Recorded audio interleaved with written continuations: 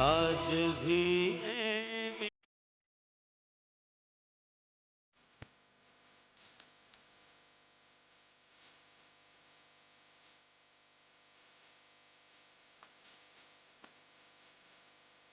അകത്തേക്ക് വരാമോ? അതെന്താ അങ്ങനെ ഒരു ചോദ്യം? വരൂ.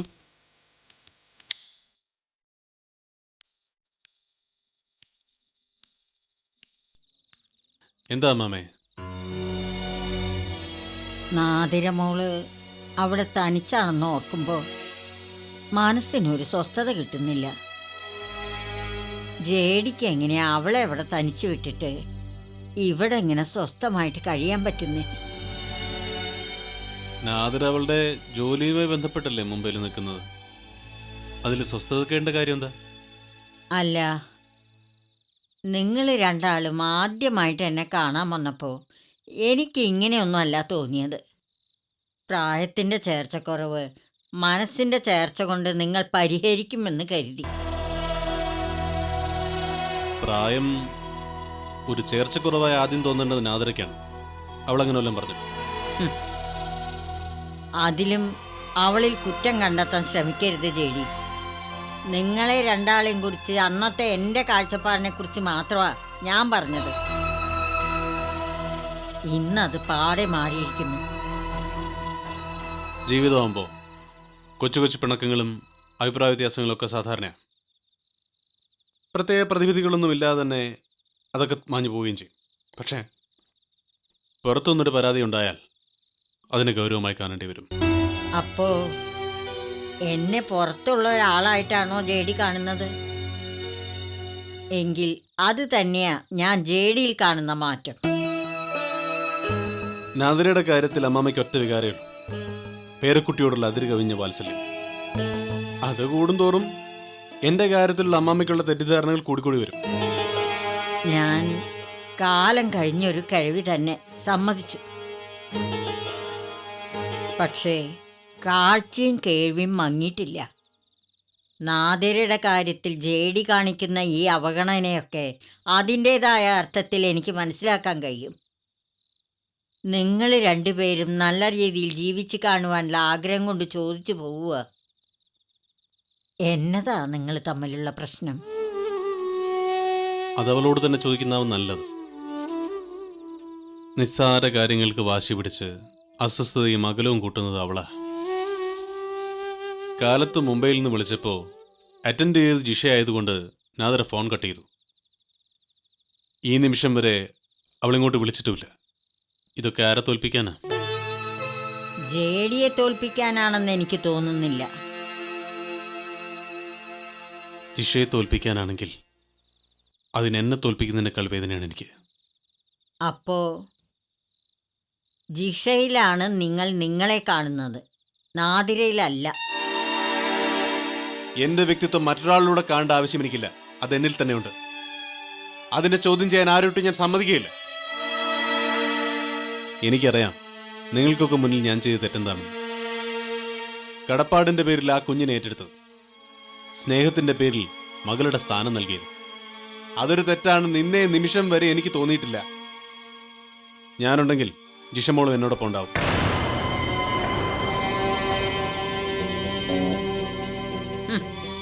ഒരു മോള്, അവൾ ആരാണെന്ന് അറിയുമ്പോഴെങ്കിലും തെറ്റ് തിരുത്തിയാ മതി.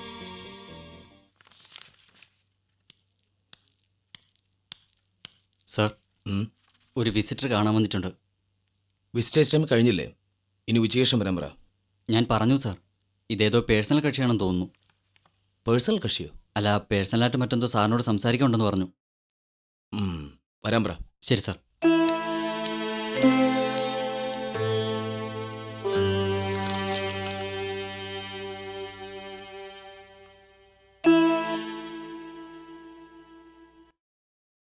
May I come in? Yes, ഇരിക്കൂ. Thank you, sir. എനിക്ക് മനസ്സിലായില്ല. I am Rocky. മുഖവരിയില്ലാതെ കാര്യം പറയുന്നതാണ് എനിക്കിഷ്ടം. അതുകൊണ്ട് സാറിന് എളുപ്പം എന്നെ ഐഡന്റിഫൈ ചെയ്യാൻ ഞാനൊരു ക്ലൂ തരാം. ഞാൻ മിസ്സിസ് നാദിറ ജേഡിയുടെ അങ്കിളാണ്. ഓ, എന്താ കാര്യം? ആദ്യ ഭാര്യയായ ഗീതയ്ക്ക് വേണ്ടി സാർ ഒരിക്കൽ JDയെയും നാദറേയും വന്ന് കണ്ട കാര്യം എനിക്കറിയാം. ഇപ്പോ അതേ കാര്യത്തിന് ഞാൻ തിരിച്ച് സാറിനെ കാണാൻ വേണ്ടി വന്നിരിക്കുക. മനസ്സിലായില്ല. അവരുടെ ലൈഫിലുള്ള എന്തെങ്കിലും ഇഷ്യൂസിനെ കുറിച്ച് സംസാരിക്കാനാണെങ്കിൽ സോറി, എനിക്ക് കേൾക്കാൻ താല്പര്യമില്ല. സംസാരിച്ചു തുടങ്ങേണ്ടത് അവർ തമ്മിലുള്ള ഇഷ്യൂസിനെ കുറിച്ച് തന്നെയാണ്. പക്ഷേ ആദ്യ ഭാര്യയായ ഗീതയ്ക്ക് JDയുടെ ലൈഫിലേക്കുള്ള ന്യൂ എൻട്രിക്കുള്ള ഒരു സ്കോപ്പ് അതിനുണ്ടാവും. Are you sure? യെസ്, താല്പര്യമുണ്ടെങ്കിൽ നമുക്ക് സംസാരിക്കാം. Okay, then proceed.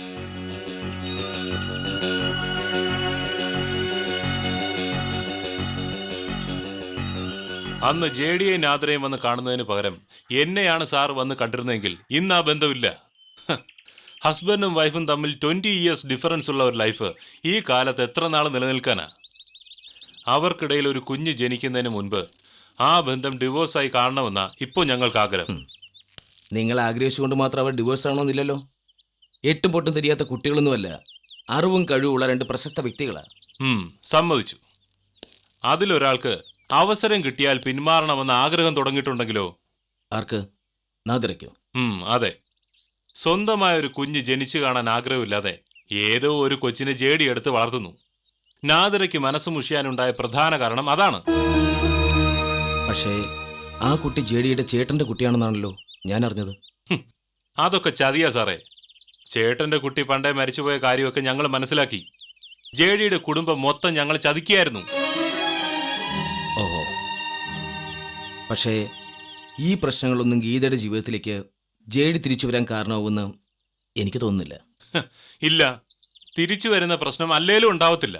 പകരം അയാളുടെ ജീവിതത്തിലേക്ക് ഗീത അങ്ങോട്ട് കയറി ചെല്ലണം. മനസ്സിലായില്ല. പറയാം. നാദർ ഇപ്പൊ മുംബൈയിലാണുള്ളത്. തിരിച്ചു വന്നാലുടനെ JD വളർത്തുന്ന കൊച്ചിന്റെ കാര്യത്തിൽ അവര് തമ്മിൽ ഒരു ഇഷ്യൂ ഉണ്ടാവും. അതേ സിറ്റുവേഷനിൽ തന്നെ JDയുടെ ആദ്യ ഭാര്യയായ ഗീത അവിടെ മറ്റൊരു ഇഷ്യൂമായിട്ട് എത്തുന്നു. എന്ത് ഇഷ്യൂ? ഒരുമിച്ച് ജീവിക്കാനുള്ള അവകാശം ആവശ്യപ്പെട്ടിട്ടുള്ള ഇഷ്യൂ തന്നെ. അല്ലാതെ എന്നതാ? അവരൊരു കാലത്ത് നാട്ടാചാരപ്രകാരം കല്യാണം കഴിച്ചവരില്ലയോ? അതൊക്കെ ശരിയാ. പക്ഷേ അതിന്റെ നിയമപരമായ സാധ്യതയൊക്കെ കഴിഞ്ഞു. പിന്നെ ഇടിച്ചു കയറി ഒരു പ്രശ്നം ഉണ്ടാക്കാനൊന്നും ഗീതയ്ക്ക് താല്പര്യമില്ല. സ്നേഹവും ജീവിതവും ഒക്കെ പിടിച്ചു വാങ്ങി നിലനിർത്താനാവുന്നതല്ലോ. എന്നാര് പറഞ്ഞു? കോടതിയിൽ കേസ് പറഞ്ഞ് ഭർത്താവിനെ തിരിച്ചു നേടി സുഖമായിട്ട് ജീവിക്കുന്ന എത്ര സ്ത്രീകളെ കാണണം സാറിന്? എന്റെ പൊന്ന് സാറേ, ഇന്നത്തെ കാലത്ത് അങ്ങനെ ചില കയ്യിലിരിപ്പുകളൊക്കെ ഉണ്ടെങ്കിൽ ജീവിക്കാനൊക്കത്തുള്ളൂ. സാറൊന്ന് ഗീതയോട് പറ. എന്താ പറയേണ്ടത്? അവര് JDയുടെ വീട്ടിൽ കുത്തിയിരിപ്പ് തുടങ്ങിയ നാദിറയ്ക്ക് JDയെ വെറുക്കാൻ ഒരു കാരണം കൂടിയാവും. അതോടൊപ്പം തന്നെ അവിടെയുള്ള ആ കൊച്ചുണ്ടല്ലോ, അതിന്റെ ശരിയായ തന്തയും തള്ളയും ഒന്ന് കണ്ടുപിടിച്ച് തരാൻ പറ്റിയ 10 ദിവസം കൊണ്ട് JDയെ നാദിറെ ഞാൻ പിരിച്ച് കൈ തരാം. അപ്പോ അവരെ തെറ്റിക്കുക എന്നുള്ളതാണ് റോക്കിയുടെ മുഖ്യമായ ലക്ഷ്യം, അല്ലേ? അതെ, അത് തന്നെ. അതുകൊണ്ട് റോക്കിക്കുള്ള നേട്ടം അപ്പം തിന്നാ പോരെ സാറേ, കുഴിയെണ്ണുന്ന എന്നാത്തിനാ? അവരെ തമ്മിൽ തെറ്റിക്കാൻ എന്നെ സഹായിച്ച ഗീതയ്ക്ക് കിട്ടാൻ പോകുന്ന ഒരു ജീവിതമാ. എന്നെന്താ ഉറപ്പ്? നാദിറയുമായിട്ട് പിരിഞ്ഞതുകൊണ്ട് JD ഗീതയെ സ്വീകരിക്കണമെന്ന് നിയമമൊന്നുമില്ലല്ലോ. നിയമമൊന്നുമില്ല. ഇനി അഥവാ നിയമം ഉണ്ടെങ്കിൽ തന്നെ നടക്കണമൊന്നുമില്ല. പക്ഷേ അത് നടത്താൻ ഒരു പെണ്ണ് വിചാരിച്ചാൽ കഴിയും. അതുകൊണ്ട് ആ കാര്യം സാർ ഗീതയ്ക്ക് വിട്.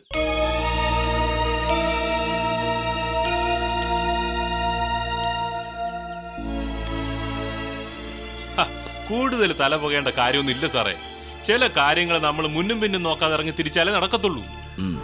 ശരി, ഇക്കാര്യത്തിൽ എനിക്കായിട്ടൊരു തീരുമാനം എന്തായാലും എടുക്കാൻ പറ്റില്ല. ഞാൻ ഗീതയോട് സംസാരിക്കാം. മതി. അപ്പൊ ഞാൻ ഇനി എന്ന് പറഞ്ഞ സാറേ? ഒരു 2 ദിവസം കഴിഞ്ഞ് വന്നാൽ മതി. അവർക്കൊന്ന് ആലോചിക്കണമല്ലോ. ഓക്കെ, എന്നാ ഇപ്പോൾ ഞാൻ പൊക്കോട്ടെ സാർ. ശരി, കാണാം.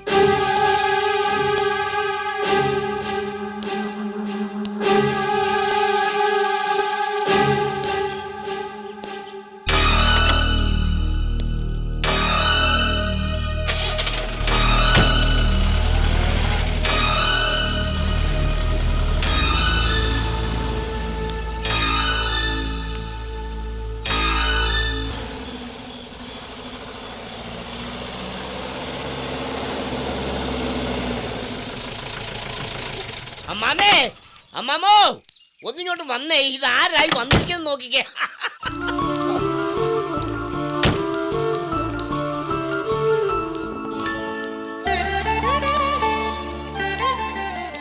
എന്റെ കർത്താവേ, എന്റെ മോളെ നീ ഒരു പോറല് പോലെ ഏൽപ്പിക്കാതെ ഇങ്ങ് തിരിച്ചെത്തിച്ചല്ലോ.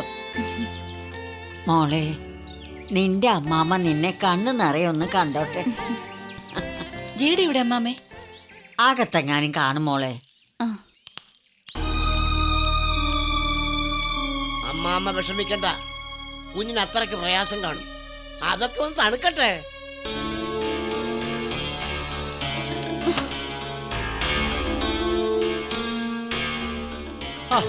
സർപ്രൈസ്. 4-5 ദിവസം കഴിഞ്ഞേ വരുള്ളൂ എന്ന് പറഞ്ഞിട്ട് 5 എന്നുള്ളത് 10 ആവാൻ ആഗ്രഹിച്ചവർക്ക് ഇതൊരു സർപ്രൈസ് ആയിട്ട് തോന്നും. ഒന്നും വിളിച്ചിട്ട് കിട്ടാതായപ്പോ എല്ലാം ഇട്ടെറിഞ്ഞ് പോന്നതാ ഞാൻ. എനിക്ക് എന്റെ ജീവിതം വേണം, അതാ എനിക്ക് ഏറ്റവും വലുത്. ഇത്ര മാത്രം എന്നെ അവഗണിക്കാൻ ഞാൻ എന്ത് തെറ്റാ ചെയ്തതെന്ന് ജേഡി ഇപ്പൊ എന്നോട് പറയണം. പറഞ്ഞേ പറ്റൂ. എന്താടോ, എന്താ എന്റെ പ്രശ്നം? അത് എന്നെ എനിക്കും അറിയേണ്ടത്. മുംബൈയിൽ നിന്ന് ഞാൻ ഫോൺ ചെയ്തപ്പോ ഫോൺ ഡിസ്കണക്ട് ചെയ്യാൻ മാത്രം അവളോട് ഞാൻ എന്ത് ദ്രോഹ ചെയ്തേ? അതോ അതും ജേഡി അറിഞ്ഞോണ്ട് തന്നെയാണോ? അതെ, ഞാൻ അറിഞ്ഞു. ഫോൺ എടുത്ത് ജിഷയാണെന്ന് അറിഞ്ഞപ്പോ നീ ഫോൺ കട്ട് ചെയ്യായിരുന്നു എന്നുള്ള സത്യം. ഓഹോ, ഇപ്പൊ അങ്ങനെയായോ? എങ്കിലതൊന്നും ചോദിക്കണമല്ലോ. എവിടെയാ അവള്? നിൽക്ക.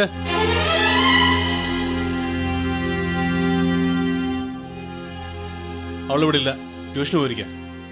തിരിച്ചു വന്നാലും തൽക്കാലം നീ അവളോടും ചോദിക്കണ്ട. എന്താ ചോദിച്ച? അവളെ പ്രൊട്ടക്ട് ചെയ്യാന്നല്ലാതെ അവളുടെ ന്യൂസൻസിനെ പ്രൊട്ടക്ട് ചെയ്യാന്ന് ജേഡി ആർക്കെങ്കിലും വാക്ക് കൊടുത്തിട്ടുണ്ടോ? നീ വെറുതെ കാട് കയറണ്ട. നാളെ കഴിഞ്ഞ് നമുക്ക് പരീക്ഷയാ, അതൊന്ന് കഴിഞ്ഞോട്ടെ. നിനക്ക് അവളുമായി അഡ്ജസ്റ്റ് ചെയ്യാനാവുന്നില്ലെങ്കിൽ എന്തെങ്കിലും ഒരു പരിഹാരം ഞാൻ കണ്ടോളാം. എന്ത് പരിഹാരം? എന്തെങ്കിലുമൊക്കെ ചെയ്തിട്ട് അത് ഞാൻ കാരണമാണെന്ന് വരുത്തി തീർക്കാൻ വേണ്ടിട്ടല്ലേ? ഒന്നും ചെയ്യാതിരുന്നാൽ ഇതുപോലെ എന്നും നിനക്ക് എന്നെ ഹെറാസ് ചെയ്യാലോ അല്ലേ? ഹസ്ബൻഡിനെ ഹറാസ് ചെയ്യുന്ന ഭാര്യമാരെ നിങ്ങൾ കണ്ടിട്ടില്ല ജേഡി. നിങ്ങൾ കണ്ട ഗീതയും ഞാനും ഒക്കെ വെറും പാവങ്ങളാ. ഗീതയ്ക്ക് ശേഷം നിങ്ങളുടെ സ്വാർത്ഥതയ്ക്ക് ബലിയാടാവാൻ പോകുന്ന ഒരിര മാത്രം ഞാൻ. സ്വാർത്ഥന? ഞാനോ? എങ്കിൽ എന്റെ സ്വാർത്ഥത എന്താണെന്ന് നീ പറയണം. പറയാം, ഇപ്പൊ തന്നെ.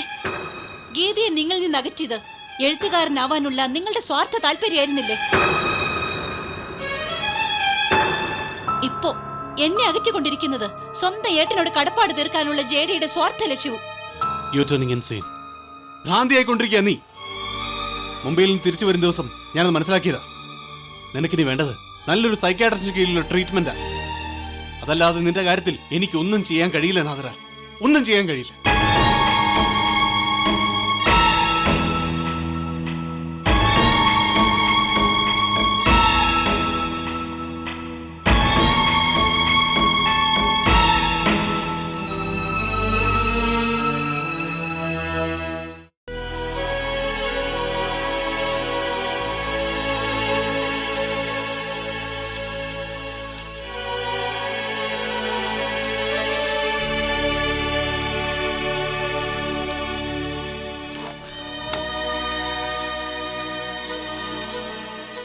എന്നതാ കുഞ്ഞേ, എന്നാ പറ്റിയേ?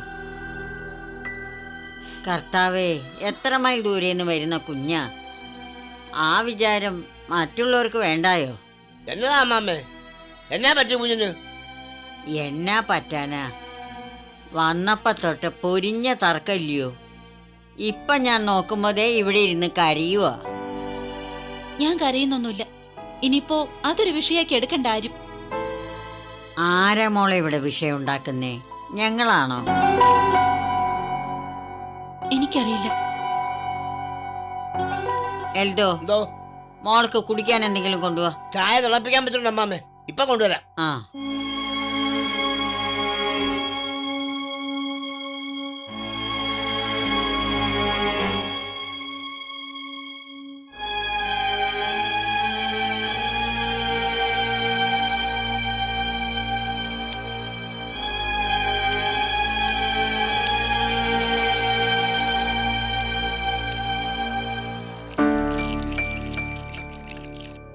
അമ്മാമ്മ പിടിക്കുന്ന നിൽക്കാതെ ആ കുഞ്ഞിന്റെ അടുത്തേക്ക് എല്ലു. അവളാകെ തകർന്നിരിക്കുകയാടോ.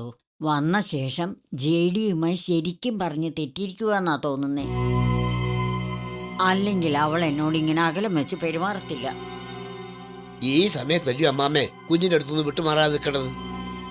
നമ്മൾ വേണ്ടായോ ധൈര്യം കൊടുക്കാൻ?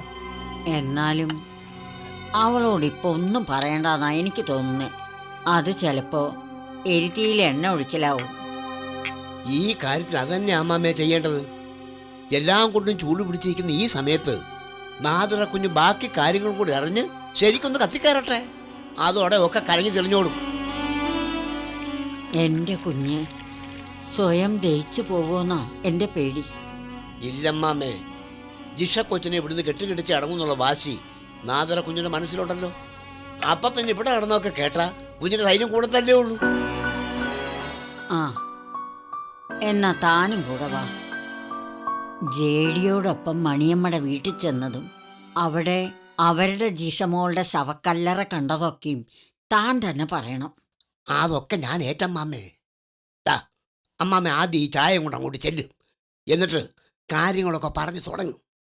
അപ്പോഴേക്കും എഴുതും അങ്ങ് എത്തിയേക്കാം. ചെല്ലമ്മാമ്മേ.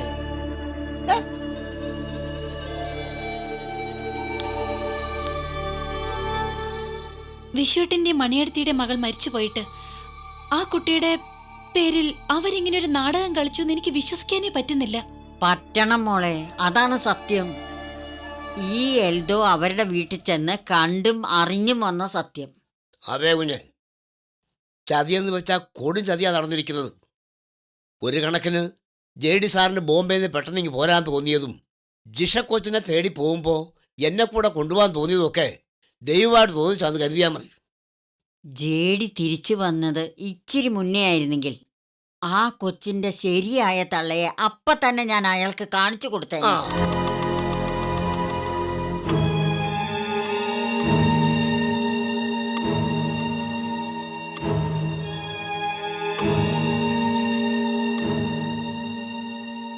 അവര് തന്നെയാണ് അവളുടെ അമ്മയെന്ന് അമ്മാമ്മയ്ക്ക് ഉറപ്പുണ്ടോ? അതേ മോളെ, ഞാൻ പറഞ്ഞില്ലയോ, രാത്രി എന്റെ മുറിയിൽ നിന്ന് എഴുന്നേറ്റ് പോയി ഇവിടെ തുമ്മർത്തിരുന്ന് അമ്മയും മോളും കൂടി സംസാരിക്കുന്നത് ഞാൻ എന്റെ കണ്ണുകൊണ്ട് കണ്ടതാ.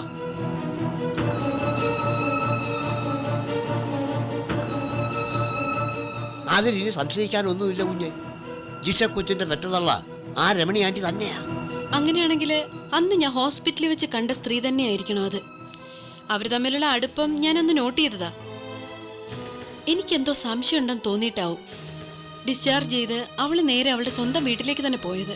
എവിടെ പോയാ എന്നതാ, പുറകെ പാഞ്ഞ് കൂട്ടിയേച്ച് വരാൻ ഇവിടെ ഒരാളുണ്ടല്ലോ, കാറും ഉണ്ട്. എനിക്കിപ്പോ ഞാൻ ഉദ്ദേശിച്ചതിന്റെ അത്രയും സങ്കീർണത തോന്നുന്നില്ല അമ്മാമേ. കാരണം അന്ന് ഹോസ്പിറ്റലിൽ വെച്ച് കണ്ട സ്ത്രീ ഗീതയെന്നായിരുന്നു എന്റെ സംശയം. മണിയമ്മയുടെയും ജിഷയുടെയും സഹായത്തോടെ ജേഡിയുമായിട്ട് വീണ്ടും അടുക്കാനുള്ള ശ്രമമാണോ എന്ന് ഞാൻ ഭയന്നിരുന്നു.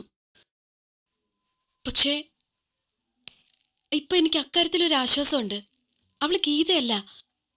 കാരണം ഗീതയ്ക്ക് കുഞ്ഞുള്ളതായിട്ട് ജേഡി ഒരിക്കലും എന്നോട് പറഞ്ഞിട്ടില്ല. ഉണ്ടായിരുന്നെങ്കിൽ ജേഡിയും ഞാനുമായി ഇങ്ങനെ ഒരു ബന്ധത്തിന് മുതിരില്ല, ഉറപ്പാ. ആ, നമ്മുടെ കൊച്ചു വന്നല്ലോ. വാക്കളെ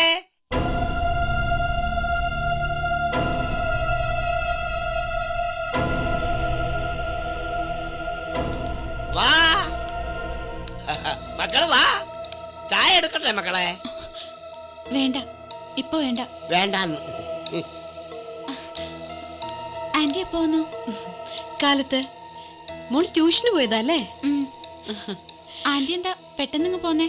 വർക്ക് കംപ്ലീറ്റ് ചെയ്തില്ലേ? ഇല്ല, അതിലും അത്യാവശ്യമായി ഇവിടെയുള്ള ചില വർക്കുകളൊക്കെ കംപ്ലീറ്റ് ചെയ്യണമെന്ന് തോന്നി. ഇവിടെയുള്ള വർക്കുകളോ? അതെ, സെയിം കമ്പനിയുടെ ഒരു മലയാളം പ്രോജക്റ്റ് ഇവിടെ കൊച്ചിയിൽ നടക്കുന്നു. മിക്കവാറും എനിക്കതിൽ ജോയിൻ ചെയ്യേണ്ടി വരും. ഓ, അത് ശരി. ഞാൻ കരുതി. എന്തു കരുതി? ഏ, ഒന്നും കരുതിയില്ല. ഞാൻ ഈ ബുക്സ് ഒക്കെ വെച്ചിട്ട് വരാം. വരണം, ആന്റിക്ക് ഒരുപാട് വിശേഷങ്ങൾ പറയാനുണ്ട്. ശരി ആന്റി. പോയിട്ട്.